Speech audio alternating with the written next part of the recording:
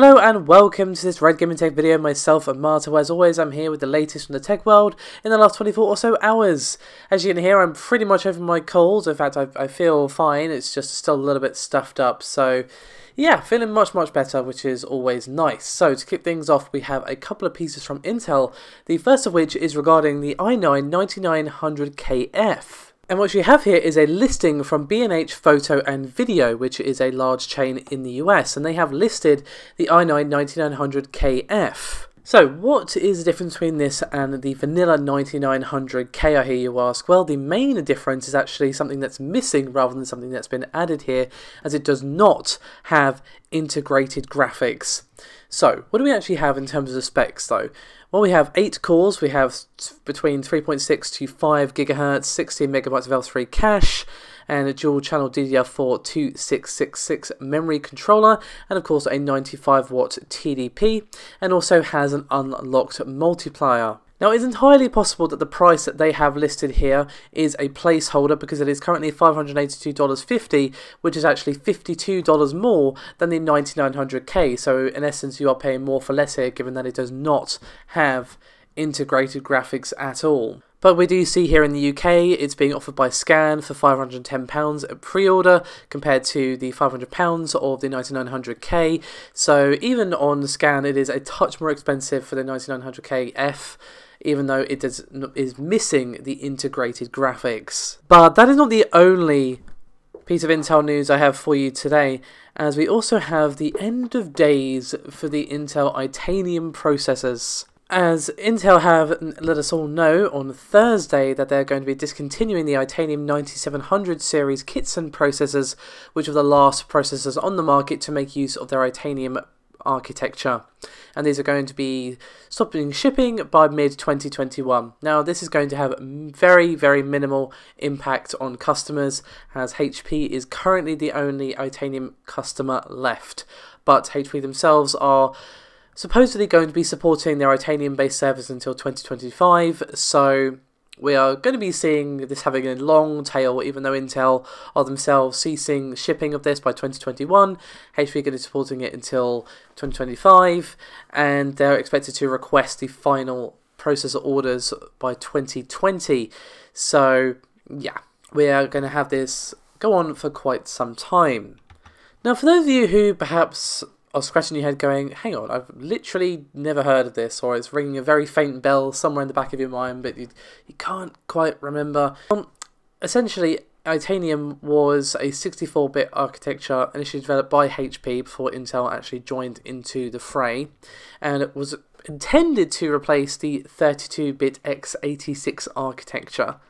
But unfortunately, the architecture had a very long instruction words. Literally, that's what it's called, architecture, which is too difficult to implement while also remaining competitive in terms of price versus performance, especially when compared to the 32-bit x86 architecture. So it just didn't have the same price versus performance of that particular architecture. So unfortunately, it didn't really deliver what it was intending to do. And since those bygone days, HP have pretty much been keeping Itanium alive since we saw the 64-bit AMD 64 instruction set architecture, extension should I say, to the x86 ISA launched in 2003. HP have been just gamely just plugging along, but unfortunately the end of days has now come for Itanium. So F to pay respects in the comments, guys. I fully expect to see that in there. If you're not, well then fair enough. Anyway, we have something rather interesting, as we are having researchers developing, should I say, a wafer scale computer. So what we have here is researchers at the University of Illinois and the University of California who are hard at work developing a wafer scale computer that is aiming to be faster and more energy efficient when it comes to supercomputers. So just a kind of backstory here before I actually explain what this technology is. GPUs and supercomputers are they typically spread out an application loaded over hundreds of GPUs, which are on separate printed circuit boards that communicate with each other with long-haul data links, and you're immediately seeing the problem with that, I'm sure, as unsurprisingly these data links create a major bottleneck, as they are much slower than the interconnects used in the chips themselves. So obviously this has kind of been a problem that they've been trying to solve for a while, and what we actually have here from these particular researchers is they're working on a new tech that they're naming Silicon Interconnect Fabric, or SILF. And essentially what this is, as you might probably guess, is this is a new technology to better connect these GPU chips. And apparently simulations of this, quote, sped calculations nearly 19-fold and cut the combination of energy consumptions and signal delay more than 140-folds. Now I just want to stress here that the team have only just started work on building a wafer scale prototype processor system, so this is still in the very early stages, but if you look at the source article for this, which of course will be linked in the description below this video from Spectrum, there is a rather lengthy explanation on how this technology is actually made, how they're actually putting it together, and all that sort of stuff. So it does sound rather, should I say, rather interesting, and it does sound very promising. But of course, it is still prototype. But if they could get this working or something similar and get this issue solved, then we could see some pretty significant improvements when it comes to supercomputers and how efficient and fast they can be. So, let's move on, shall we, to some console news, as we have yet more from Microsoft. So we have here some very interesting plans revealed by Microsoft, where they are intending to have a cross-platform XDK that is going to unite the platforms, that being PC, Xbox One, Switch, iOS and Android. And apparently they're going to be announcing this at this year's GDC. So, as you are probably aware of by now, if you pay attention to GDC, they always announce their schedules and all that sort of stuff beforehand, and this is how we've come across this information. Of course, a link to their schedule page will be in the description below this video if you wish to give it a read. So, again, according to the schedule, we are apparently going to be seeing them announce a new cross-platform XDK, or Xbox Software Development Kit, which again is going to unite all those platforms. So, let's just read a bit from the blurb here, because I feel it explains it quite clearly and succinctly, and it says, quote, Xbox Live, one of the largest, most engaged gaming communities on the planet, with decades of experience providing managed game services to developers that save you time and unlock all of the social and engagement features that players love. New Xbox Live is about to get much bigger. Xbox Live is expanding from 400 million gaming devices and have reached to over 68 million active players to over 2 billion devices with the release of our new cross-platform XDK. Get a first look at the SDK to enable game developers to connect players between iOS, Android and Switch, in addition to Xbox and any game in the Microsoft Store on Windows PCs. Xbox Live players are highly engaged and active on Xbox and PC, but now they can take their gaming achievement history, their friends lists, their clubs and more with them to almost every screen. This will break down barriers for developers that want their communities to mingle more freely across platforms.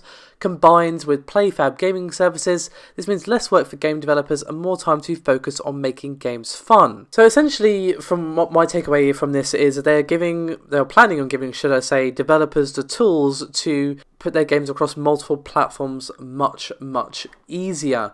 And this shouldn't really come as a surprise, because Microsoft were very, very openly critical when Sony was doing the whole "we're not doing cross-platform with Fortnite" thing. I'm sure you remember that. And of course they ended up teaming up with Nintendo, which was just glorious, I'm not going to lie.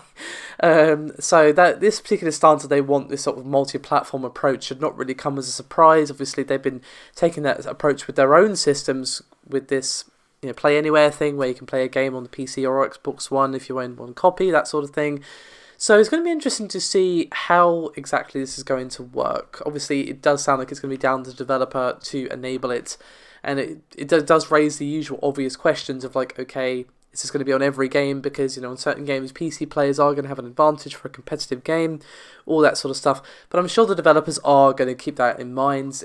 This is probably just going to be for games that aren't competitive, or only put PC with PC or something, but allow the console and mobile people to play together or something along those lines.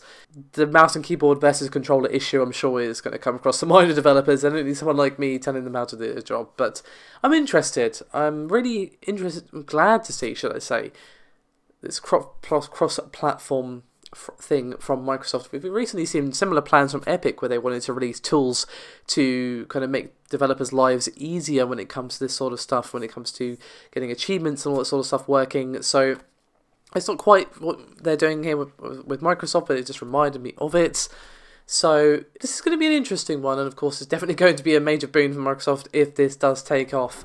So let's finish things up, shall we, with a little update regarding Qualcomm. Now, of course, I have been covering the ongoing legal proceedings between Apple and Qualcomm for quite some time. They have been suing each other in courtrooms across the world, and now we have a recent update in this long-running saga, as in a German court, a judge has thrown out 4 of Qualcomm's 8 search-related patent lawsuits against Apple.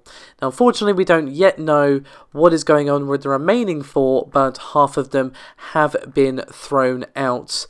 But obviously, this is only one of the legal battles that are currently going on. For example, Apple sued Qualcomm for $1 billion in San Diego, and obviously Qualcomm has successfully managed to get the sale of older iPhone models banned in China, and obviously in Germany as well. And obviously it's not just involving hardware. According to the Wall Street Journal, the particular case that the German court threw out revolved around, quote, Qualcomm's claims that Apple had infringed on its patents related to search capabilities on the iPhone. So that is obviously software related rather than hardware related. So this is not going to be the last I've said of this. Not even slightly, guys, because as I said, they are suing each other left, right and centre in courtrooms across the world. So buckle in, we're in for a long one with this one, I think, and a messy one, undoubtedly. Anyway, that is me done for this video. Thank you so much for watching. Your support is always appreciated, and I'll see you next time.